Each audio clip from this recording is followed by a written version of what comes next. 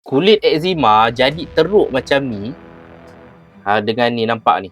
Kenapa dia jadi teruk sampai macam ni? Disebabkan oleh orang yang ada eczema, dia garu menggunakan kuku. Bila kita garu guna kuku, dia akan menjadikan kulit eczema yang sudah sedia rosak skin barrier ni mudah luka dan mudah berparut. Lepas tu, kuku kita ni sebenarnya kotor. Bila kita garu kulit eczema menggunakan kuku, kita akan mendedahkan kulit eczema kita yang skin barrier ni dah rosak ni kepada jangkitan luar, kepada bakteria dan juga allergen yang boleh menjadikan infection ataupun jangkitan kepada kulit kita dan boleh memberikan reaksi alergi. That's why biasanya kalau korang ada masalah kulit sentiasa gatal, eczema sentiasa flare, jangan garu guna kuku tapi garu guna Eczema Lab Gentle Scratcher. Eczema Lab Gentle Scratcher ni dia ada tekstur yang menyerupai kuku, nampak tak bulat-bulat ni. So bila kita garu menggunakan scratcher ni, dia masih lagi memberikan rasa sedap tapi dia tidak akan melukakan kulit dan tidak akan menjadikan kulit eczema berparut. Kedua,